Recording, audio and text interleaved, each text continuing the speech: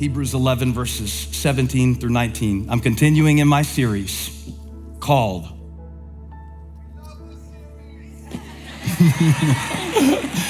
You know what? God bless you. You're my best friend. Can you give me a hug? I appreciate that. What's your name, man? Oh, that made me so happy. You love it? Love you. I love you. What's your name? Torsten. Say it. Torsten. Torsten. Yes. Torsten. I'm an usher right over there. Torsten the usher. Now, I ask you something, Torsten. Do you feel like God has called you to be an usher? Definitely. Yeah. I love this so much. He said, definitely, I love it so much. Do you have the calling of ushing? I hope so. I hope so. Okay, so you're gonna love this, Torsten. I'm gonna talk today a little bit about how God calls us all to do some things, and then he calls some to do certain things. I love it. And in the theology of it, you have the universal calling of God, and then the particular calling of God.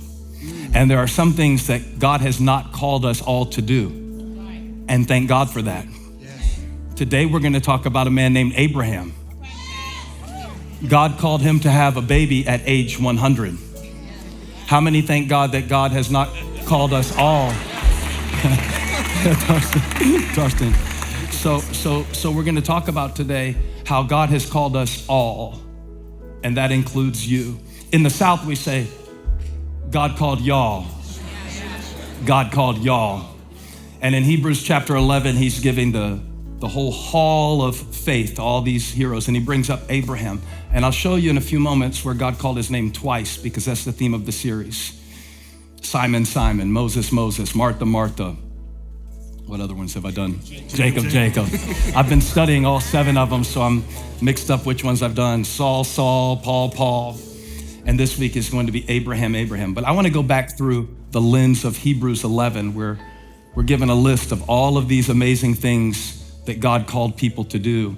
And they are particular things, so that we're not all going to lead a nation like Moses did. I don't want to. Who would want to be the president of this country ever for any reason whatsoever? And you may say, well, God doesn't call me to preach or to sing. I don't want to do those things. Well, there are some things that God has called us all to be. Yeah. Right. Kind. God has called us all to be patient. God has called us all to be forgiving. God has called us all to be generous. God has called us all to have faith. God has called us all to be more than conquerors. God has called us all to be agents of healing, the light of the world, the salt of the earth. And we're given this example of Abraham to help us with that. Look at Hebrews chapter 11, verse 17. By faith, Abraham, when God tested him,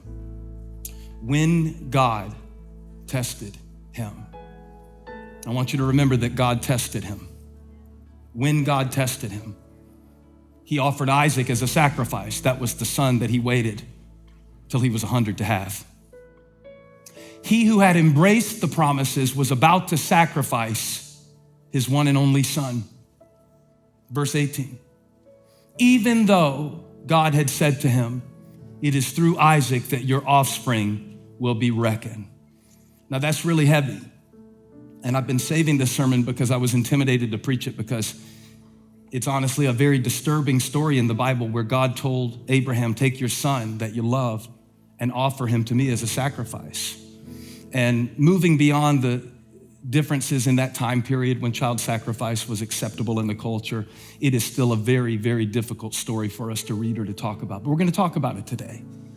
We're gonna talk about it today through a certain lens, because look what it says in Hebrews chapter 11, verse 19. It says, Abraham reasoned that God could even raise the dead. And so, in a manner of speaking, he did receive Isaac back from death. And we know that this is a shadow of another son thousands of years later who would be sacrificed for our sin. And Abraham, who did not have to kill his son, is a prefigure of a father who would go through with it, but raise him from the dead.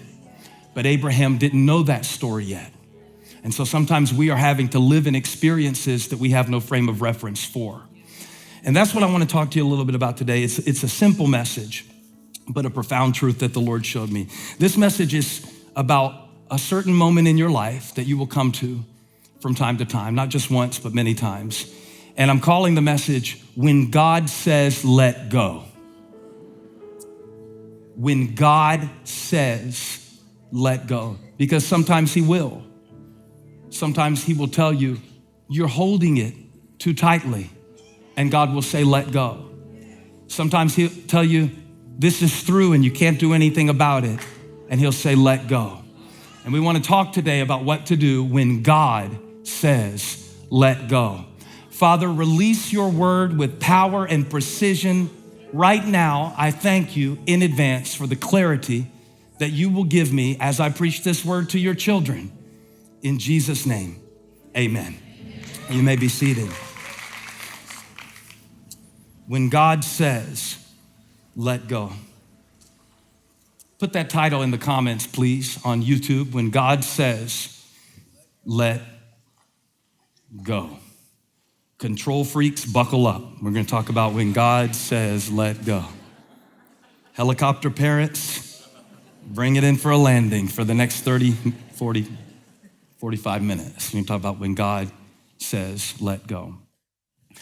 Now, I need to go in very strongly from the beginning, so let's skip the part of the sermon where you fish your gum out of your purse and half listen to what I say while I tell you a story that doesn't relate to anything so you can get settled in. And let me just give you a principle right off the top, because I feel like there are some heavy situations people are carrying today, and God is saying, let go. When the Bible says in Hebrews chapter 11, verse 17, when Abraham was tested, the specific tense that the language uses of the New Testament, which is Koine Greek, is in present continual tense. So it doesn't mean that Abraham had one moment where his faith was tested and it was over. It's talking about how faith is tested with every step of faith that he took. When the Lord told him to go to a mountain and sacrifice his son, he didn't know that God would provide a ram in the bush and he wouldn't have to do it. So he was tested. Now, this is something I would love for you to write down. It's a little bit long, but I think it's powerful. When your faith is being tested, there is something God has already taught you that he is calling you to trust in. When your faith, not if, but when your faith is being tested, there is something that God has already taught you that he is calling you to trust in. God would not be giving you this test if he had not given you the lesson. He's a good teacher. He wouldn't put something in front of you that he didn't prep you for. So we learn to shift in these seasons of testing to try to remember, God, what is it that you've already taught me that you are calling me to trust in this moment? Let me say the whole sentence one more time. When your faith is being tested by a medical diagnosis, when your faith is being tested by a dry season in your own soul, when your faith is being tested by the way somebody is acting toward you that's unfair, but you can't stop it, when your faith is being tested by doubts that just seem to keep coming and multiply in your mind. When, not if, your faith is being tested, you're in good company. The father of our faith, Abraham, was tested. And when he was tested, not just once, but many times, there was something that God had already taught him that he was calling him to trust in. So if your faith is being tested, and it will be tested, and if it is not being tested today, let me see you at 2 p.m. When your faith is being tested, there is something that God has already taught you that he is calling you to trust in, because there's a big difference between him teaching it and me trusting it. And so this moment in your life is about asking God, what have you already taught me that you are calling me to trust in? Abraham and God have a track record. By the time he calls him to give his son back to God, the God who gave him, the Son says, give it back to me, which he has the right to do. Everything comes from him. But even in the midst of Abraham's confusion, there is a sense of continuity for his calling.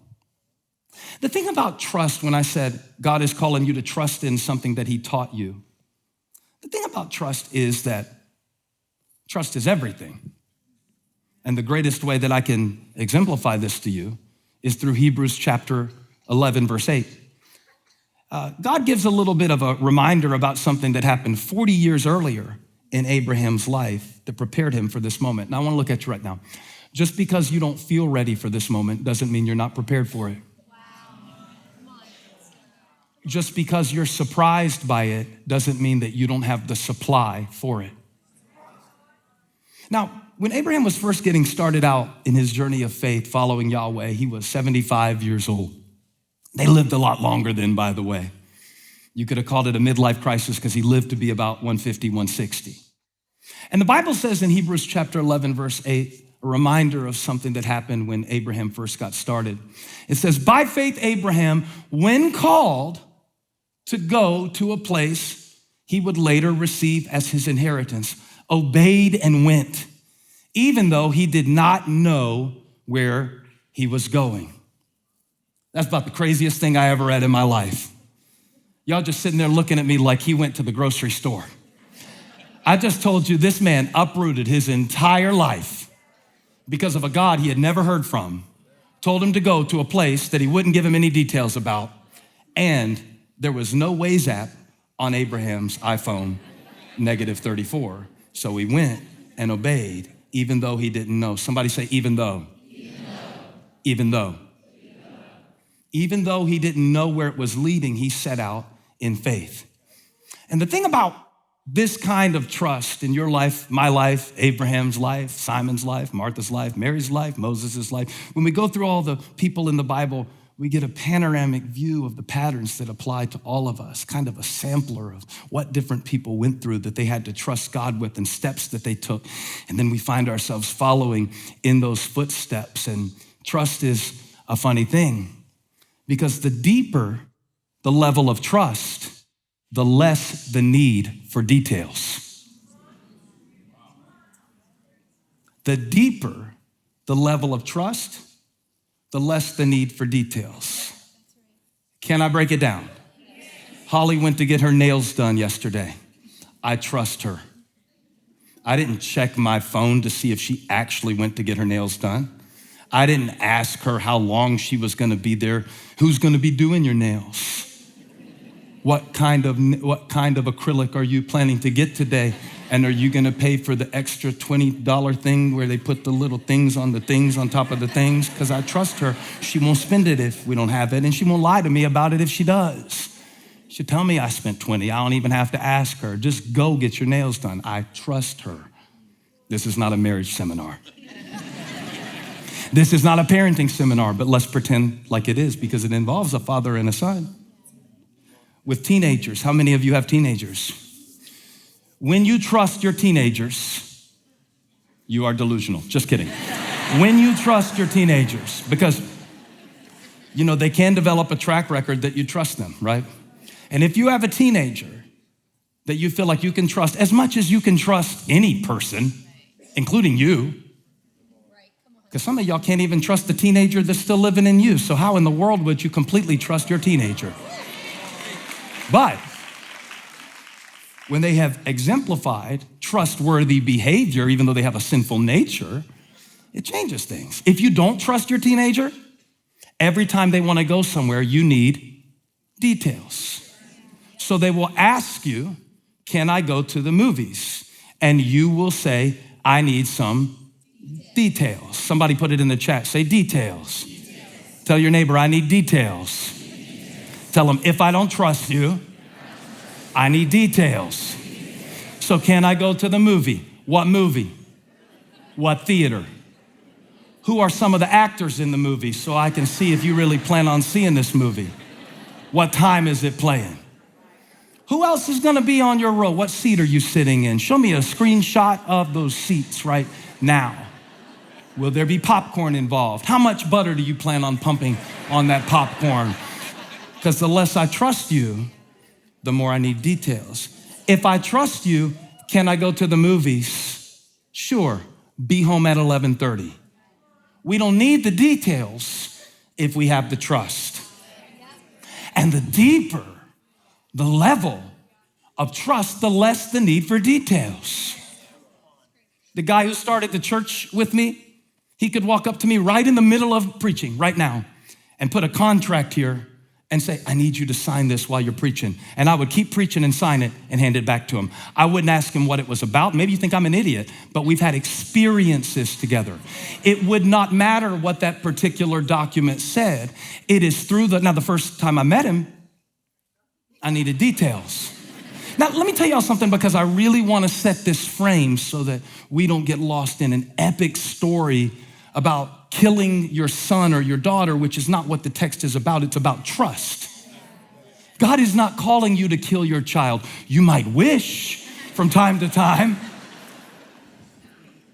but using humor just to lighten the mood so we don't get caught in something that we can't understand and contextualize in our day. This is about trust.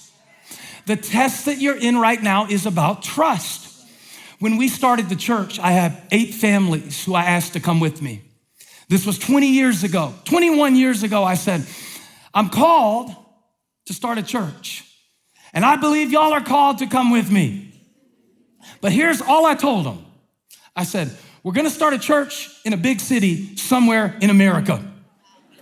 That was the whole pitch. I had not read the sales books yet about how to sell people on your vision. And as a matter of fact, I didn't really want them to know what city we were going to, because I didn't know yet. And I believed that God knew. And I didn't want them to make a commitment based on a city. I wanted them to make a commitment based on a calling. I didn't want them to commit if we were going to Miami because they like warm weather. I wanted them to commit even if we went to Minnesota.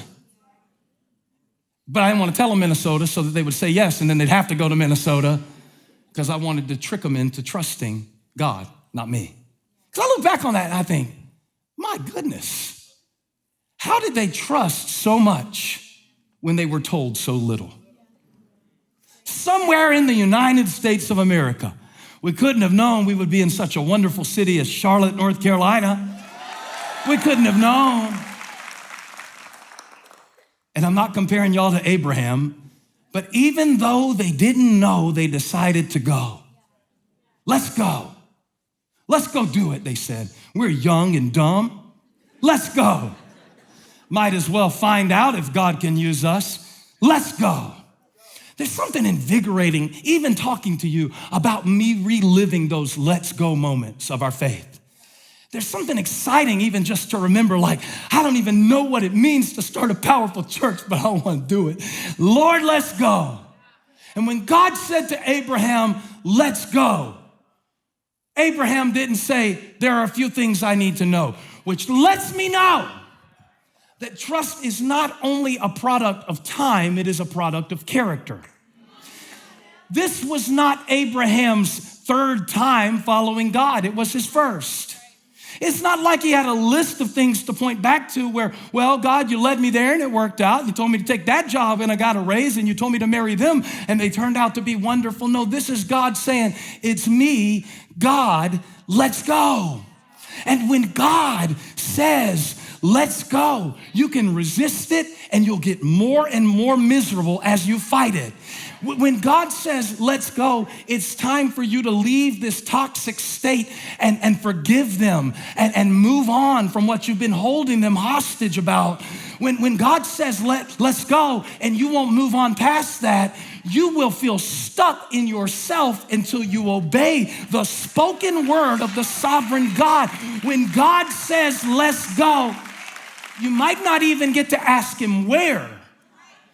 But if God can be trusted, then the deeper the level of the trust, the less the need for the details.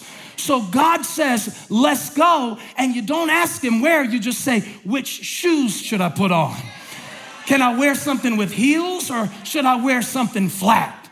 When God says, let's go, when he invites you into a new way of living, when he tells you it's time to pursue growth and stop staying stagnant in the grumblings of your past, when God says, let's go.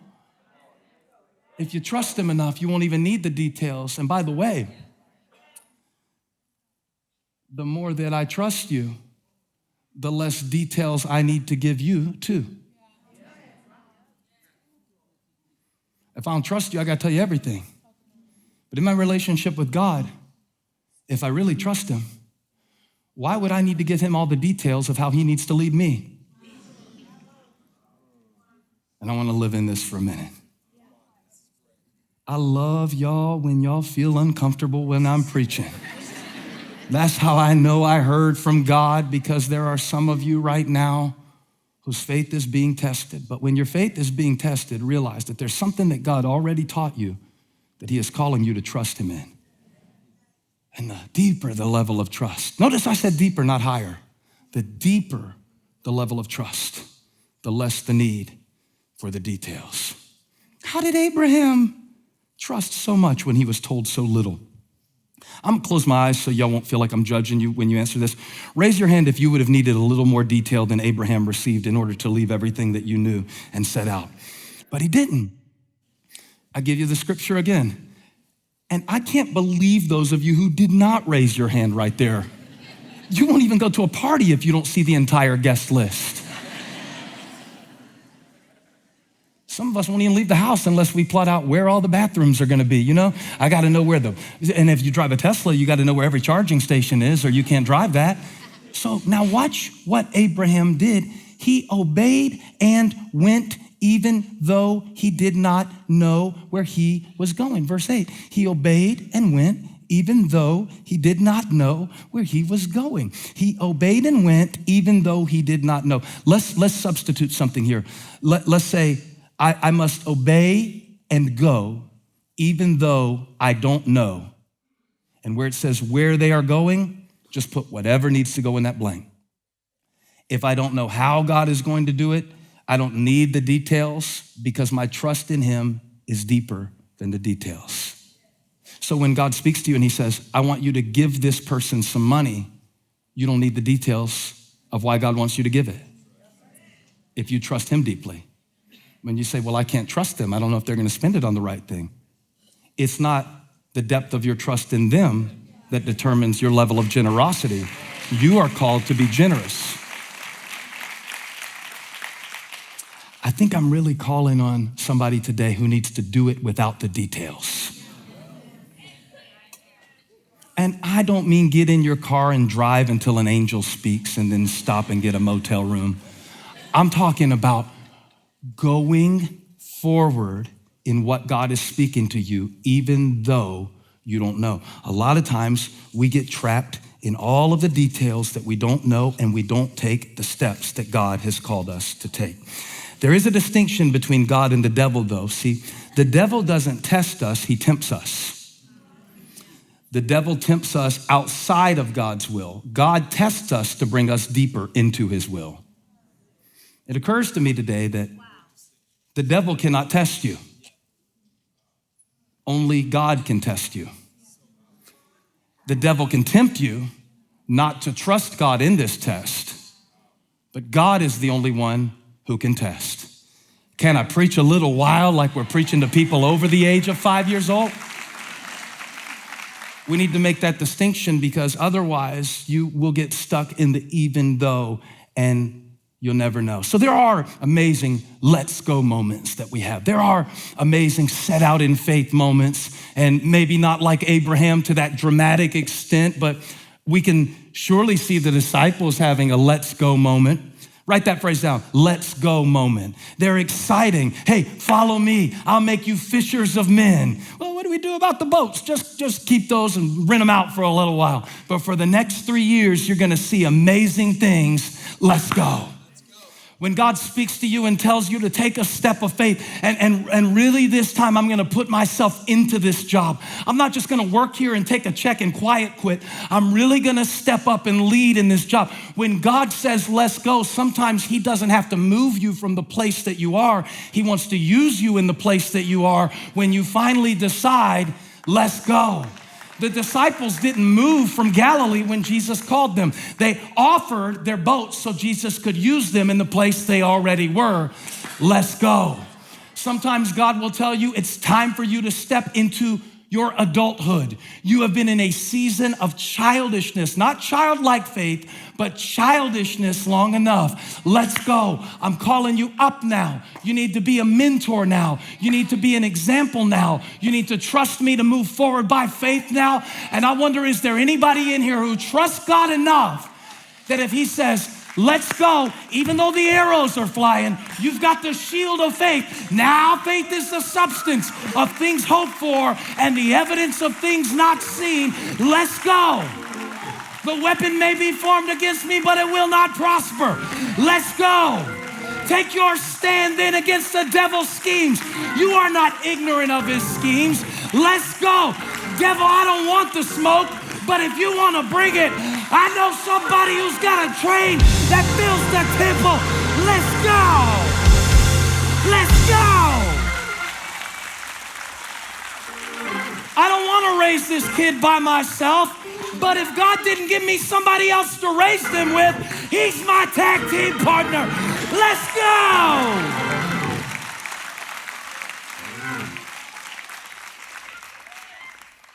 And Abraham went 1,500 miles. Can you imagine? 1,500 miles without an app, without an Uber, without a GPS coordinate. Feels like that sometimes, but there is the voice of God saying, let's go. Notice he said, let's go. Let us go. I'm gonna do this with you. But I need the details. Let me give you another example so I can make this so practical but you will have no excuse either to obey it or disobey it when the Lord speaks it to you. When I go on a trip for ministry, if I go alone, I need every detail. But if somebody comes from the staff to support me, I don't need to know the details because I've got somebody with me that I can depend on. And if I can depend on you, I don't need details. So the process of my life and getting closer with God should not be necessarily that I understand more and more of where he's taking me. That's why we get confused when we run up on seasons that we didn't see coming, because we think that the depth of our faith in God will bring clarity about the details of where he's leading. But the deeper the trust, I said the deeper the trust. Trust isn't always tall. You can't always see it. Sometimes it runs deep where you need it the most. And I believe that's how Abraham was able to say, let's go. And then, after God spoke to him at age 75, leaving a metropolitan culture for a nomadic one, everything about his life seems to be going backwards when he sets out to follow God. Abraham wasn't moving on up.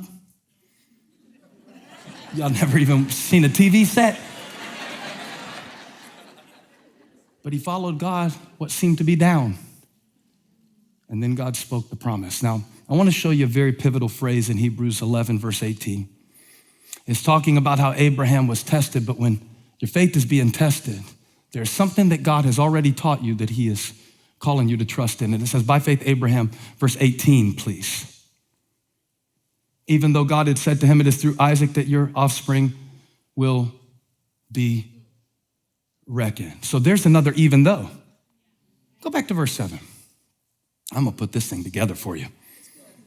I'm gonna put the bologna right in the middle of the buns and smash it down. By faith, Abraham, when called to go, verse 8, to a place he would later receive. This is delayed gratification, faith. Even in his lifetime, he wouldn't see all of it. But he obeyed and went even though he did not know where he was going. Now give me verse 18 again. He offered his son even though God had said to him. But go back to the verse before that because it calls Abraham something very interesting. You know, he's called the father of faith, and he is. His name means father of many nations. His name started as Abram, which means exalted father, but God changed his name to prepare him for his assignment. And he was called according to what he would carry. But when Abraham received the promise that you will have a son, there was a problem. It says, by faith, Abraham, when God tested him, offered Isaac as a sacrifice. He who had embraced, everybody say embraced. Justin, please circle the word embraced. He embraced the promises. And that sounds so simple, right? Like God promises you you're gonna make it and you embrace it and you say, I'm gonna make it.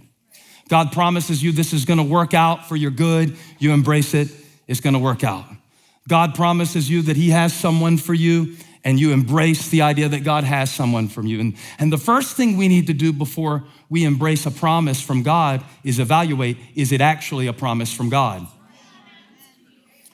Or is it just a feeling that we had or an ideal that we had? But put it back up, it says he embraced the promise of God that you will have a son. And I want to point out to you that he embraced the promise not only for a 9-month period, but for 25 years between when God spoke it and when it happened. That's a long time. 25 years is certainly long enough to start questioning, did I really hear God right? 25 years was long enough for Abraham. Should I tell him the story about Hagar? Abraham's wife said, hey, since our stuff isn't exactly coming together like we thought it would, here is my maidservant Hagar, sleep with her and have a son. And Abraham said, hey, I'm the Lord's servant. Whatever you need me to do, let's go. Let's go. Abraham is the let's go man. He said, let's go. They had a baby named Ishmael. It turned out to be a problem, had to throw him out. He became a nation too, father of many nations. But even through the mistake, give it to me again, he embraced the promises. Embracing promises doesn't mean you won't make mistakes in the process. Embracing the promise doesn't mean you won't have days where you go, you know what, forget it, I don't even care anymore. Nobody else does, why should I? Embracing the promise doesn't mean that you never cry the tears. Embracing the promise doesn't mean you always understand the plan. He embraced the promise. For 25 years, he had to believe something that he couldn't see. For 25 years, he held on to the promise. So now we've gone from let's go faith to hold on faith. And there are a few of you who are in this room who are in a season of hold on faith. Holding on to believe that you really could be free from this one day. Holding on to believe that it really could lift off of your family one day and it could get better. Holding on to believe that God is going to give you joy again. Abraham is a great model for us of this kind of faith because no, we're not all going to be the father of many nations. And no, we're not going to have babies at age 100. But there will be a season of your life where you will have to hold on to something God spoke. When everything you see and everything you feel is telling you a different story, you will point back to something God said and say, I still believe it. I still believe it. Somebody shout, I still believe it. Right now, my bank account is a liar, but God is true. I still believe he's a provider. Right now, there are things going through my mind that are telling me that it will never come to pass, but I still believe it. There aren't a lot of people who believe in me right now, but God has called me and he is faithful to keep me. I still believe it. In spite of everything I've gone through, even because of some of the things I've gone through, I wouldn't be going through so much if I wasn't carrying so much, and I still believe it. Feel like preaching to 3 people who need to hold on. Somebody shout, hold on. Tell your neighbor, I'm holding on. Sometimes barely by a fingernail, but I'm holding on. Sometimes I feel like free solo, like I'm about to plunge down to my bloody death, but I'm holding on. I'm climbing higher. I'm coming up. I'm moving through it. I'm progressing and advancing in the things of God, even as my emotions are clawing at my feet. I still believe it. But this message is not called When God Says, Hold On. There are moments, seasons where you hold on. And then for Abraham, there was a season when God said, I know you're the one who said, let's go when I told you to follow me 1,500 miles. I know you held on when you waited 25 years for Isaac. And I know that this boy is the son that you love and you waited for. But the Bible says in Genesis 22, verse 1, that God said to Abraham, take your son, your only son, Isaac. Only son? I thought you had another one. Yeah, he threw that one out. This is the one that he had left. This is the one that God promised. And I would like to speak to you today about how sometimes we let go of things that are sins in our life, but that's not what this text is about. I would like to speak to you today about sometimes we need to let go of habits that are bad for us in our life, but this is not a text about quitting cigarettes and vaping.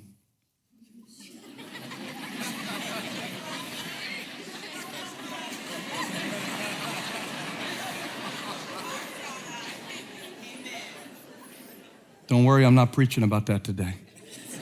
I'm preaching about something deeper. Because what do you do when God says, I want my promise back? Not because I don't intend to fulfill it, but because I'll fulfill it when I want to fulfill it, how I want to fulfill it. And I need you to trust me. Now, if you don't have deep trust with God, in this moment, you will need details. You start trying to control everything. You start trying to manipulate things. And that is why some of us are so stressed right now. Because there's a dream that you thought God gave you, and maybe he did. But there are details to that dream that are not being met on your deadline. You can't call him God and give him a deadline. The boss sets the deadline. I know what I thought I should have been by now, but it's not my deadline. Let me set you free with one sentence. I like to say one thing that makes it worth coming, even if you've been asleep the rest of the time I've been up here talking.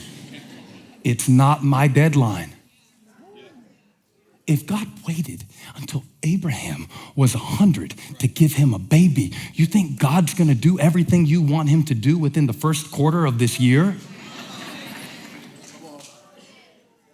What do you do when God says, I want you to hold on? Oh, I got it. I've been thinking all week how to say this. I just got it. What do you do when he says, hold on to the promise, let go of the plan?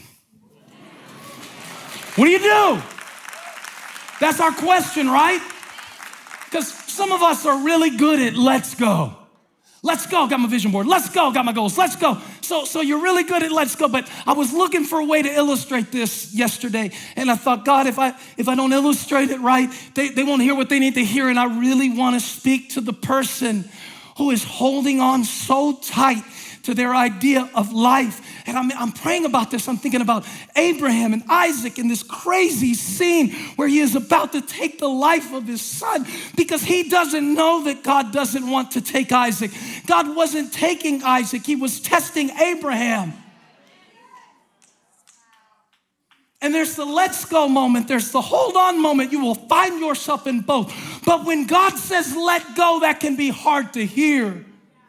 Because this is something I think he wants me to have, but he's not doing it how I think he wants me to do it or to pray for or to ask for. As I'm thinking and praying about this illustration, I'm thinking I'll look in a book, but then Bo runs over. Our Boston Terrier runs over. And he brings me a ball. And I first think, I don't have time to play fetch with you, Bo. I am working on a very important sermon for very important people about a very legendary Bible text, and it is a serious text, and I don't have time for this because I'm talking about let's go and let go and all of that. And he brings me the ball as if he is saying, let's go. So I take the ball and I throw the ball. And as I'm throwing it, I remembered, oh, this won't take long because Bo is terrible at fetch. And I'll tell you why he's terrible at fetch. Because he's really good at let's go.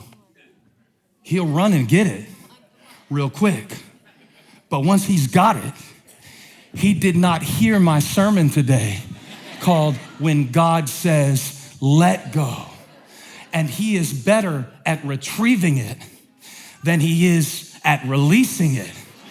So I can't get him to understand that we could do a lot more if you would say, let's go, and then let go, and get in the rhythm of retrieving, and then returning, and retrieving, and releasing. And I give it, and you bring it back. And I give it, and you bring it back.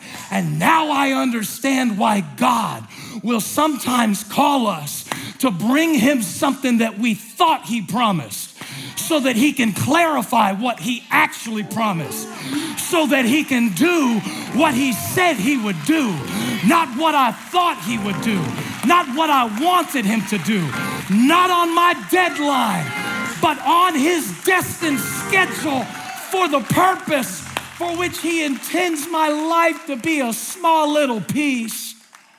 So I want to tell every Bo in the room, let go. Let go. How can you say that? This is important to me. How can you tell me to let go? I have to make some plans, don't I? Yeah, you got to make them, but don't hold them too tight that you choke them. Is it possible? I'm asking the question, is it possible that your problem isn't that you don't hold on to what you think God told you, you hold it too tight? Wow. Because sometimes his timing is different than yours. I don't know who this is for, but the Lord really wants you to get this today because he's saying, let go. Let go. What would that journey have been like? To the mountain region named Moriah. This is the same region where Jesus would die thousands of years later, where God would give his son. Different mountain, same region. Abraham had no context for that. And so what do you do when your faith is being tested, but you have no precedence? No precedence. I wanted to call this message a promise with no precedence. In other words, I've never seen this before. I've never seen this before. I don't know how to do this. I don't know how to be a father of many nations. I don't know how to do this. And you got to lead your son too. Isaac is 15 by this time, by the way. He's a teenager. He's a teenager. We talked a little bit about teenagers and trust earlier. And now this teenager, now watch the journey. There's a conversation that happens because they go 3 days. Remember, Abraham was tested not in a moment, but in a process. The test of your faith will be continual. You'll be good one moment, the next. Why are y'all so fake today? I said you'll be tested one moment, and your faith will be really, really good, and then it'll tank the next. You are only one text message away from your trust in God tanking to an all-time level. And that's true. Need I go further? And they're talking about it. And the further they get, the more questions Isaac has, because this is not the dad trusting the teenager. This is the teenager trusting the dad. This thing is flipped. And so now Isaac is walking with Abraham, and he doesn't know either. I should do a parenting seminar on this. What do you do when you're leading somebody and you don't know either? I don't know. Abraham's like, let me tell you about me and God. He doesn't give me many details. Because when they start walking, and I'm not cheapening the text by lightening the tone, I'm trying to bring you into it so that you can understand that God doesn't call us all to sacrifice our sons. He sacrificed his son for all of us, but he does call us all to trust in him at times. Times where we can't understand, and they're walking 3 days, and then comes the point where they can't take the servants any further, because there will come a place where you get to a point with God where no one else can help you figure it out. I mean, to a point, people can give you advice. To a point, people will give you wisdom, but don't worship their wisdom because their wisdom is based on their experience. And God has to show you some things for your life. In Genesis 22:6 says that Abraham took the wood, get the picture, the wood for the burnt offering and placed it on his son Isaac. Do we not see Jesus all the way in Genesis 22? That he took the wood and put it on his son. And he himself carried the fire and the knife. And as the two of them went on together, Isaac started to wonder a little bit, and he spoke up and he said to his father Abraham, "Father." "Yes, my son," Abraham replied. "The fire and the wood are here. I'm doing an inventory. We got everything we need except one thing.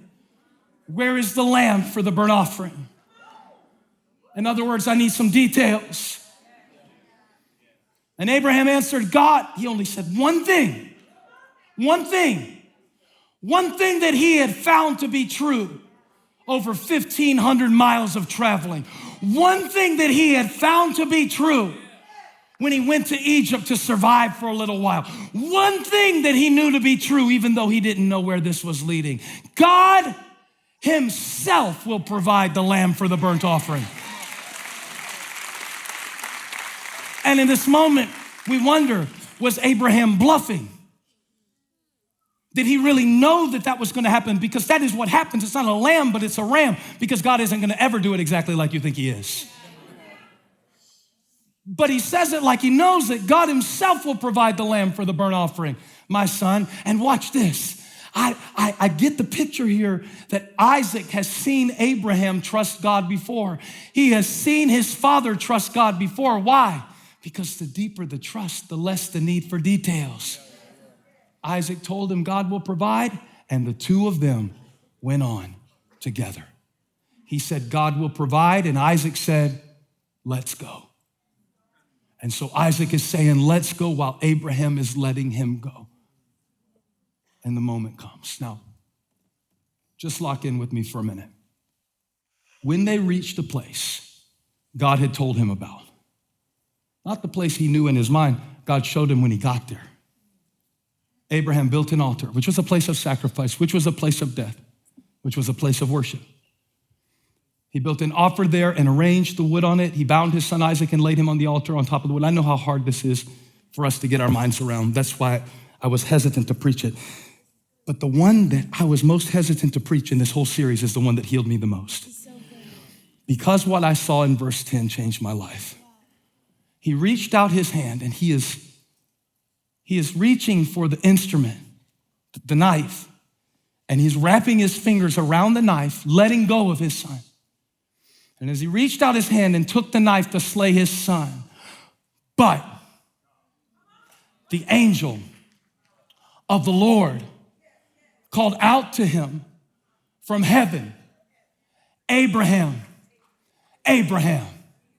He said it twice because he was holding the knife and he thought his son was about to die and he didn't know what to make sense of it.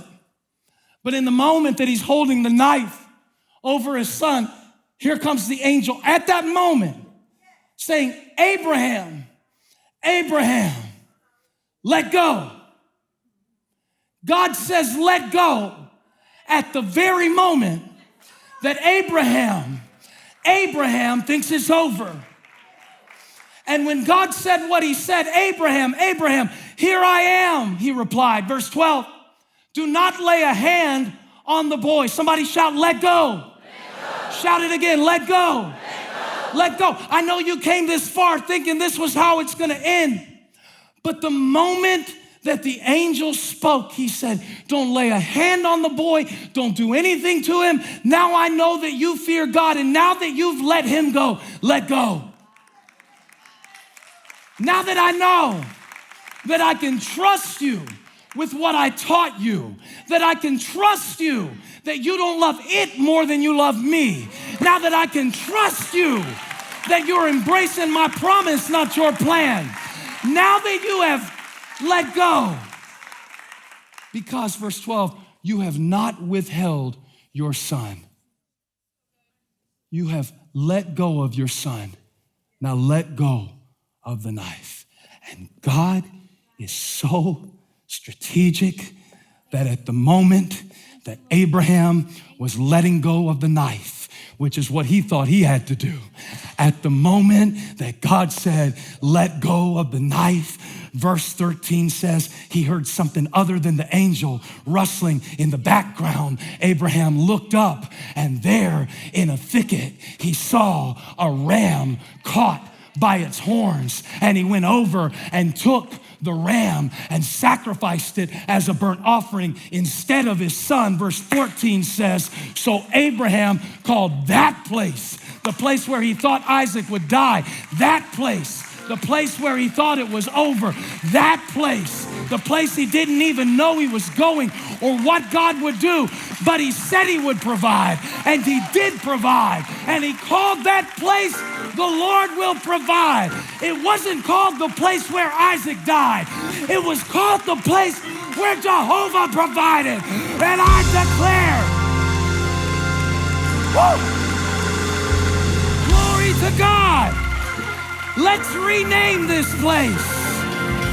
Now, this is for all of the people who are letting go of something that you thought would happen, letting go of the way you thought somebody was supposed to change, letting go of what you expected from yourself, letting go of what you thought God was like, letting go of what you thought this season would include. This is for everybody who's letting go. At the moment that Abraham was letting go of the knife, the thicket was grabbing hold of the ram. What am I trying to say? God's got you in this place. God's got you in this place. His name is Jehovah. He is Jehovah Jireh. The Lord will provide for me. The Lord will provide for my family.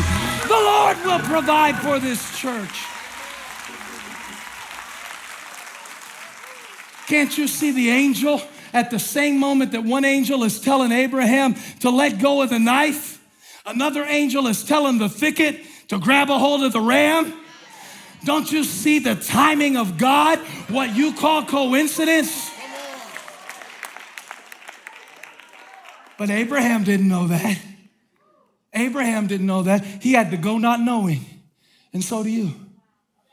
But Hebrews chapter 11, verse 19, stay standing and hasten me to a close and rush me with pressure by standing up. If you stand up, I'll start rushing this sermon to a conclusion, and you can get the Qdoba and sit around and eat something that ain't gonna last you but 2 hours of energy instead of getting this word from God that can save you from a decade of disappointment and break off generations of depression off of your family, because my God is Jehovah Jireh.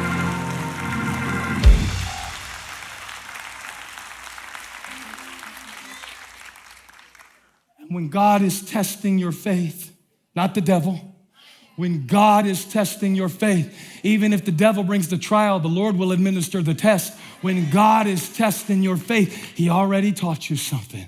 Hebrews chapter 11, verse 19, one more time. How did he make it up that mountain? How do I walk through this valley? How do I get through this season of uncertainty? How do I go not knowing? How do I show up not feeling it? How do I continue to embrace the promise while not holding it too tightly? The writer of Hebrews gives us a clue as to what to do when your faith is being tested and you know your God can be trusted. He said, Abraham reasoned that God could even raise the dead. Now, I thought about that thing, and I thought about that thing, and I thought about how he reasoned that God could even raise the dead. Even if it ends, God can bring a new beginning. He reasoned that God could raise the dead, and it made me ask the question, at this point in history when Abraham reasoned that God would raise him from the dead, had there ever been a resurrection recorded in the scriptures? And the answer is no. There is no recorded resurrection in the scriptures by Genesis 22. I could understand if it said Peter reasoned that God could raise him from the dead because he saw that happen to his boss. So he had seen it before. But verse 19 does not say Abraham remembered that God could even raise the dead. For him to remember, he would have had to have a previous experience. He would have had to have a precedence for the promise. But it doesn't say he remembered because it wasn't anything he'd ever seen before.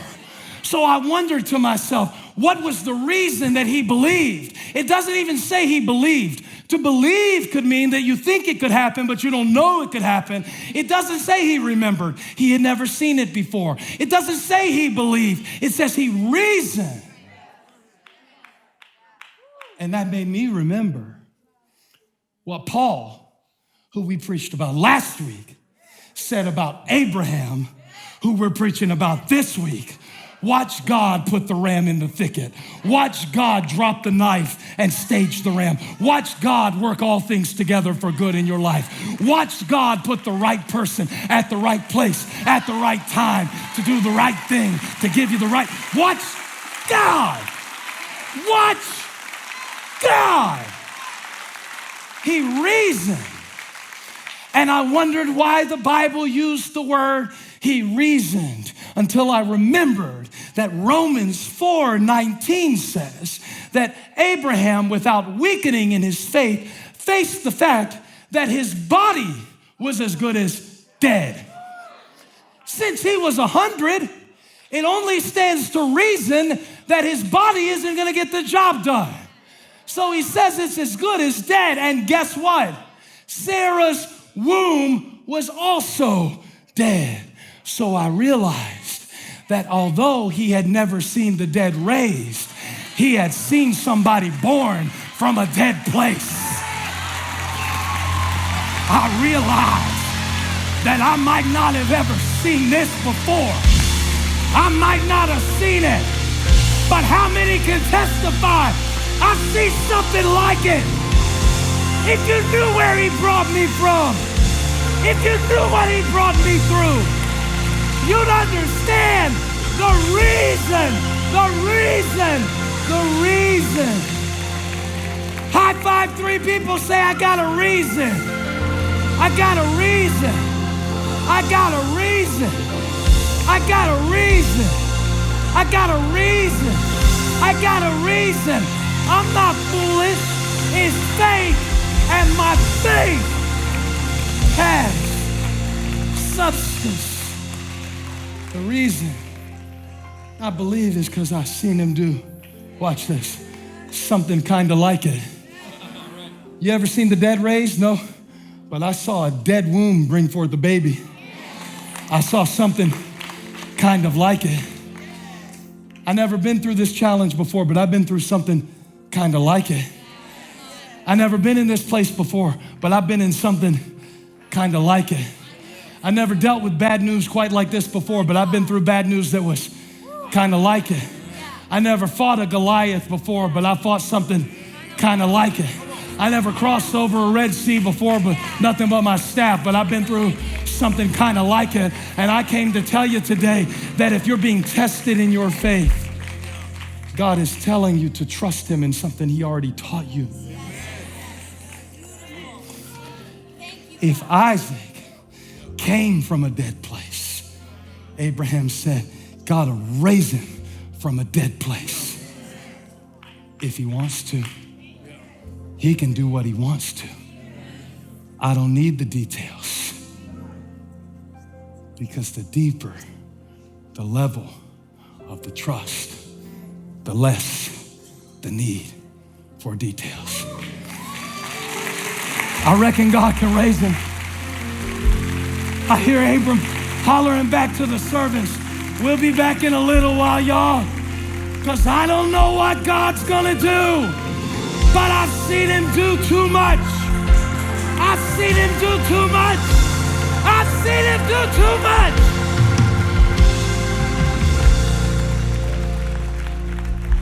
Hey, when God tells you to release something, to let go, when God says let go, he's already got the ram in the bush. I want to show you one more thing. This blew my mind. Put a mind blow emoji in the chat by faith that this is gonna blow your mind too. When it said that Abraham said to God, let's go even though I don't know. Let's go even though I don't know. Maybe that's where you are right now. Let's go even though I don't know. I'm gonna take the first step. Let's go even though I don't know. I'm gonna call a therapist. Let's go even though I don't know. I'm saying, I'm sorry. Let's go even though I don't know. I'm going to church today. Let's go even though I don't know. I'm reading my Bible this morning. Let's go even though I don't know. When you say that, and then you hold on even though you don't see it. And then God says, I want you to bring this thing back to me. This is the process, man.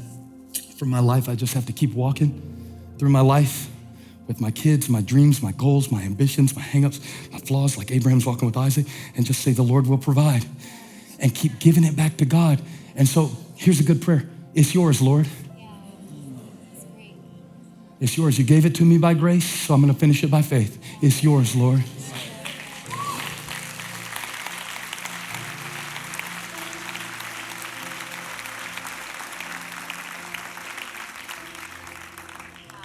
When I told y'all to start the church with me and I didn't tell you what city, how did you trust so much when I told you so little? And I realized that although you had never seen this plan, you knew the person. Yes. You saw me do some stuff. You saw me start a choir in college. You saw me start a choir in Shelby. You saw me say what I was gonna do and then do it. I'm not comparing myself to God. I'm using it as an antithetical analogy. If they trusted me that much, seeing me do so little, how could we have seen God do so much and trust him so little? It came from a dead place. He reasoned. So when the thicket started rustling, Abraham looked up and saw a ram. But if you look at this in the ESV, which gives the exact word that is used when it says that there was a ram in the thicket, it gives you one meaning that I want to send you back to your house with today. Abraham lifted up his eyes and looked, and behold, behind him was a ram caught in the thicket by its horns. Behind him. What he needed was in a place he had already walked past.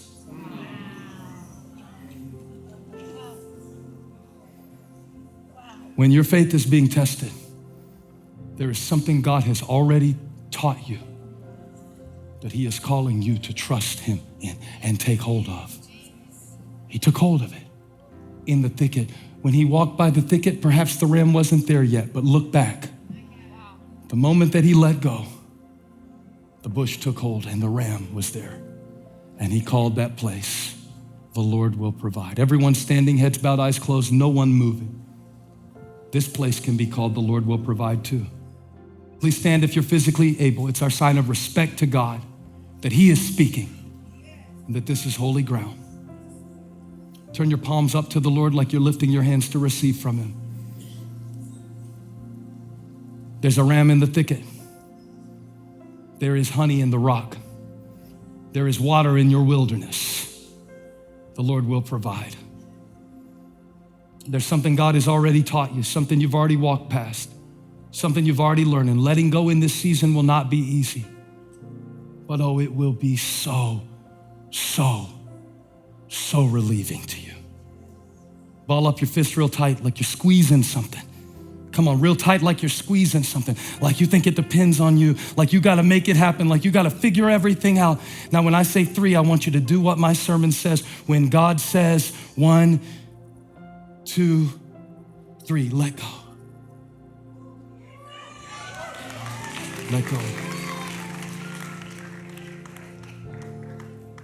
And hold what God told you, but hold it with open hands. Because if he dresses the lilies with beauty and splendor, come on, how much more will he clothe you? How much more will he clothe you? Faith does not make a fist. Faith holds on with open hands. It's yours, Lord. It's yours, Lord. This place, the place of surrender, Jehovah Jireh. If he watches over every sparrow, how much more does he love you? If he did not spare his son, but gave him up freely for us, if he gave us Jesus, how much more will he not freely give us all things pertaining to life and godliness? There's a ram in the thicket. There's forgiveness in the thicket. There's grace in the thicket. There's joy in the thicket, and it won't run out. Hey, thank you for watching the Elevation Church YouTube. I want you to subscribe. That way you can know when we go live and post new content. Make sure to leave me a comment. Let me know what spoke to you today, where you're watching from, and what we can pray for you about. And if you'd like to support the ministry financially, you can click the Give button now and help us continue reaching people around the world for Jesus Christ. Thanks again. I'll see you next time.